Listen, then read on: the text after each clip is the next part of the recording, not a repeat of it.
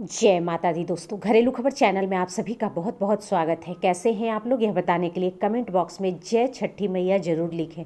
दोस्तों, हिंदू धर्म में कई ऐसे तीज त्यौहार हैं जिसका इंतजार लोग तहे दिल से करते हैं।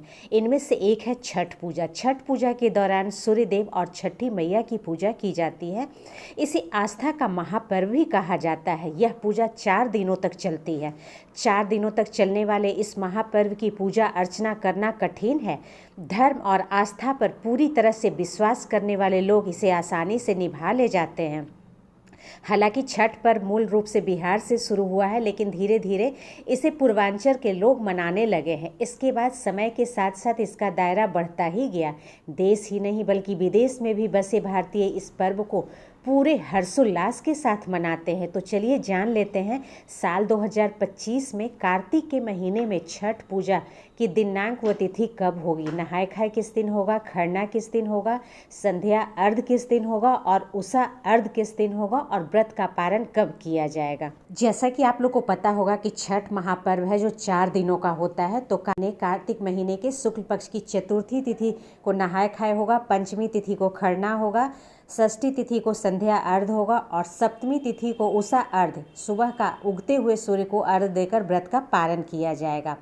तो छठ महापर्व साल 2025 का पहला दिन जो नहाय खाए है वो 25 अक्टूबर को होगा। दूसरा दिन खरना है जो 26 अक्टूबर को होगा। तीसरा दिन डूबते हुए सूर्य को अर्घ दिया जाएगा 27 अक्टूबर को और चौथे दिन उगते हुए सूर्य यानी कि 28 अक्टूबर को उगते हुए सूर्य को अर्घ देकर व्रत का पारण किया जाएगा। दोस्तों, लोक आस्था व सूर्य उपासना का पर्व छठ का व्रत बहुत कठिन व्रतों में से एक माना जाता है। इस व्रत में महिलाओं को 36 या 38 घंटे निर्जला व्रत रखना होता है। बात करें नियमों की तो पहला साफ सफाई है। छठ पूजा में साफ सफाई या पवित्रता का बहुत ही ध्यान रखा जाता है। ऐसे में घर का हर एक कोना, आंगन, किचन व मंदिर समेत हर जगह साफ करना चाहिए। पूजा पाठ से जुड़ी सामग्री में भी पवित्रता का ध्यान रखना चाहिए। छठ पूजा का जो प्रसाद होता है ठेकुआ, वो मिट्टी के चूल्हे पे ही बनता है। अगर ऐसा संभव नहीं है तो नया चूल्हा या स्टोव का ही प्रयोग करें।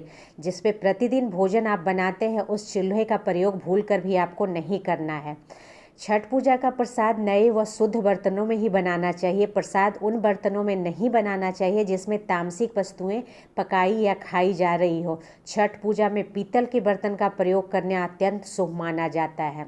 इसमें कांच व स्टील के बर्तनों का इस्तेमाल नहीं होता है। छठ पूजा में इस्तेमाल होने वाले सामग्री जैसे फल, फूल, मिठाई, बांस से बने सूप या टोकरी का ही इस्तेमाल करना चाहिए रखने के लिए।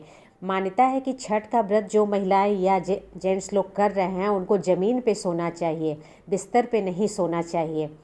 छठ पर्व के दौरान तामसिक वस्तुओं से दूरी बनाकर रखना है। इस व्रत में प्याज, लहसुन, मांस, मदिरा आदि का इस्तेमाल नहीं करना है। घर के कोई भी सदस्यों को तामसिक भोजन का इस्तेमाल नहीं करना है। छठ व्रत का पारण उगते हुए सूर्य को अर्घ देने के बाद ही करना है। छठ का प्रसाद खाकर ही व्रत का पारण किया जाता है और छठ का प्रसाद सभी लोगों में बांटना है। छठ व्रत के दौरान छठ मैया का ज़्यादा से ज़्यादा भजन कीर्तन करना है, गीत गाया जाता है। इस दौरान किसी को अपशब्द नहीं बोलना चाहिए। अगर आपने छठ व्रत रखा है तो किसी के बारे में बुराई, चुगली इत्यादि नहीं करना चाहिए। मन को पूरी तरह से शुद्ध रखना है।